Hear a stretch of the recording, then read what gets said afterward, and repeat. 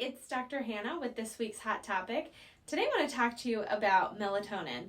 Now, most of the time people think of melatonin as it's going to give you just a good night's sleep, but there's actually a new study from the Cleveland Clinic that suggests that that hormone could potentially be a possible treatment for those infected with the coronavirus.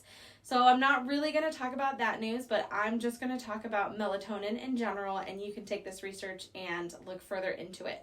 So melatonin is a hormone that's produced naturally by the pineal gland in our brains, and its main job in the body is to regulate both night and day cycles, or your sleep and wake cycles.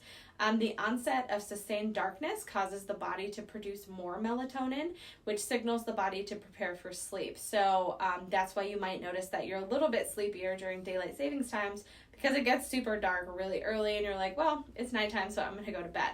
Melatonin production decreases with the return of sustained light, which allows your body to prepare for being awake. So take the example of when you have that screen media at night, or jet lag, or swing shifts.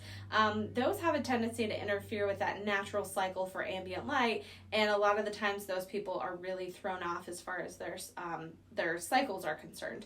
So another thing is, if you sustained your light phase to 24 hours, you do have a lower level of melatonin production, and again, it throws off your sleep cycle, throws off all your other hormones, and you're super imbalanced, and life is just not good for you.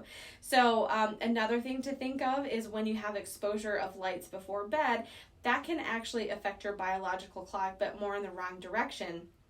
Because it makes your natural amount of melatonin production ineffective.